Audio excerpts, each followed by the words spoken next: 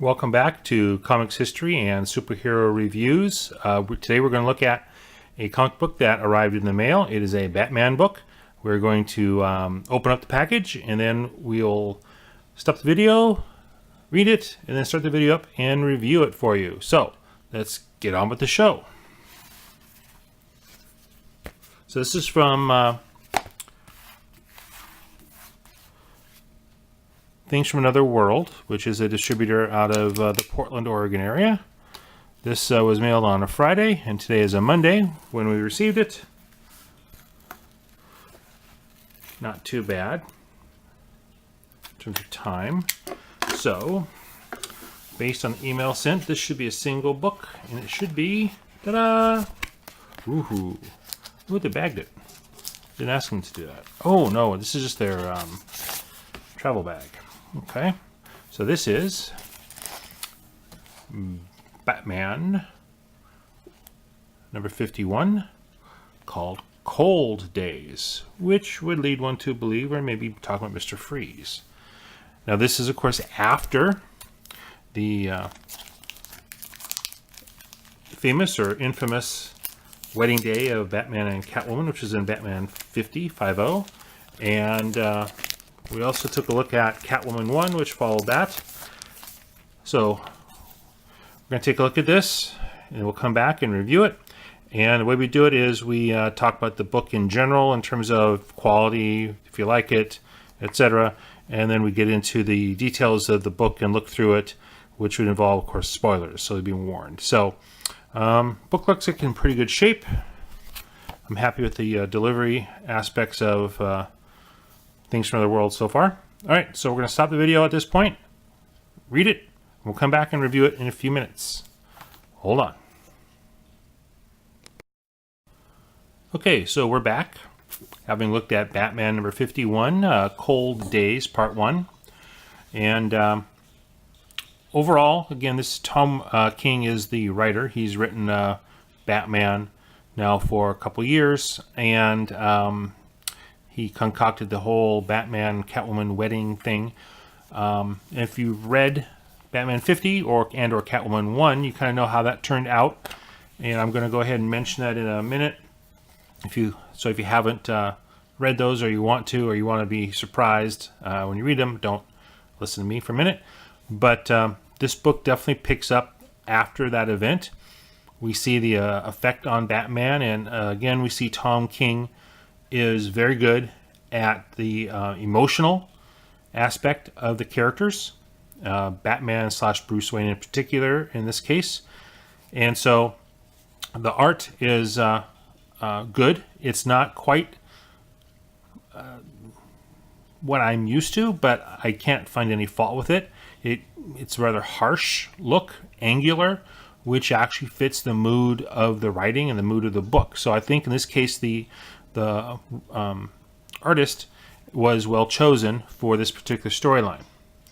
So let's open it up. We're going to start looking inside and spoiling it. So if you want to go back and read it, go and read it first. Go ahead. But basically the book has two takes. We have like the present day, which features Bruce Wayne, and we have the recent past, which is clearly after the whole Catwoman Batman issue number 50 wedding day. And in the flashback with Batman, he is dealing with Mr. Freeze, who is not doing too well in this, as you can see from the imagery of the violence. So the present day, Bruce Wayne is showing up at the courthouse. And it turns out, this is actually kind of funny, he is reporting for jury duty. And the joke among people is, hey, he's rich. Couldn't he get out of jury duty? But he wants to be a good citizen. So the flashback keeps going back to Batman dealing with Mr. Freeze. And we find out that the person on trial is Victor Freeze, a.k.a. Mr. Freeze. And, their jurors being questioned as to their thoughts on Batman. So it's kind of interesting watching Bruce Wayne respond to that. So, book moves on. So the parallel stories, which are connected. Batman beating up Mr. Freeze, and beating up is definitely the word here. And then we have Bruce Wayne being seated as a juror. And the question came to my mind reading this is, what is Bruce Wayne's motivation? He's the guy who captured Mr. Freeze in this case, and basically helped present the evidence for the police. So he's intimately involved. It seems a little bit unusual. So this is the jury room, the jurors, and Mr. Wayne. And we see here in the credits page, Tom King wrote the script, Lee Weeks the art, Elizabeth Breitweiser the colors, Clayton Cole's letters, and Weeks and Breitweiser did the cover. So Lee Weeks is the artist. Not familiar with Weeks' art, but like I said before, it fits the mood of this storyline. So we're going with it as a positive rating. So the jury's sequestered, by the way. So here we have one of the richest men on earth in a cheap hotel with the hotel sign outside there. And looks like he's not sleeping well. And being sequestered means he's not out being Batman. So when the bat signal's lit up, this is an interesting dialogue here between Commissioner Gordon and the guy in the bat suit. You're not him. You're that other him. What's the problem, Commissioner? How can I help? Is he all right? Pensive silence. No. So we later find out who is in the bat suit. You can probably guess. We'll go back to get to that in a minute. So here we have the jury room. The defense attorney is trying to shoot down the city's case, talking about the alleged crimes against Mr. Freeze involving murder of 3 women. The fact that Batman is the one who captured him brutally. Batman's the one who did an unauthorized autopsy on the victims, found that they all had something in common that at least goes to the factor of coldness. And we have the pseudo-Batman checking in, and he says, "Hey man, it's Dick. Just calling to see how you're doing." So this is clearly Dick Grayson, a.k.a. Robin, a.k.a. Nightwing, who is dealing with, looks like Killer Croc. So, another day at the office. And then we have Commissioner Gordon on the stand, being very uncomfortable. Again, King is doing a very good job of conveying the story here. You can imagine that the dialogue here would be what would really happen if this was a real-life case involving Commissioner Gordon, who's working with the Batman and allowing him to do illegal things or unauthorized things. And again, we see the art, the facial expressions match the emotional intensity of the dialogue, and you see this throughout the comic. Again, this King and Weeks seem to be a very good pair. So, and here we have the richest man in Gotham having lunch in a cheap diner with the jurors, and he excuses himself. Remember what Dick Grayson / pseudo Batman said? Batman's not okay. Well, after what happened with Catwoman in Batman 50, Bruce is not doing well. He's very emotionally distraught, as you can see. This is not the kind of cool, calm person that Bruce Wayne / Batman usually shows himself to be. And then we find out that Batman beat the confession out of Mr. Freeze. Ad for Superman, Action Comics 1001, where he confesses to the Bat, "I killed them!" Ad for Justice League. But here we find out that basically Mr. Freeze, who has fought Batman many times, as he mentions, was afraid for his life and felt Batman would kill him if he did not confess. And here we see Bruce Wayne hearing Mr. Freeze say that.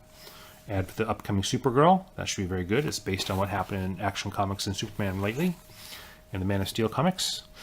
So then, jury room. If you've ever seen 12 Angry Men, a great jury movie, makes you wonder.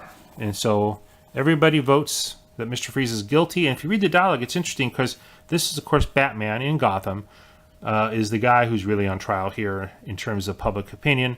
And the jurors are basically basing their decisions to say Freeze is guilty based on either on their knowledge of Freeze's past and or their love, their indebtedness to Batman for saving them multiple times.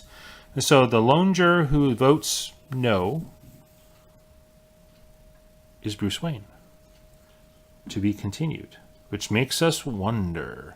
So my theory in this, which may not amount to a hill of batarangs, my theory is that Batman, Bruce Wayne, knows he's very emotional. He's having problems dealing with his relationship with Catwoman.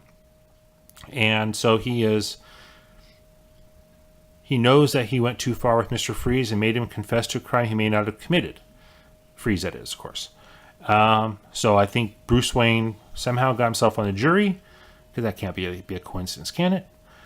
To help get him off, because he knows the Freeze will be found guilty just because of who Freeze is and who Batman is in the history of Batman in Gotham City. So this is very well done comic. I very much enjoyed it. I very much am looking forward to the continuation of the story. There's no real reference to the ending of Batman 50 in terms of the villains who are there, which is interesting. I kind of expected that, but it's early yet. So we will see. I'm looking forward to more from King and Weeks on this. I hope Weeks is the continuing artist. I haven't researched that one. I will. And when Batman 52 shows up, we'll look at that and review it as well.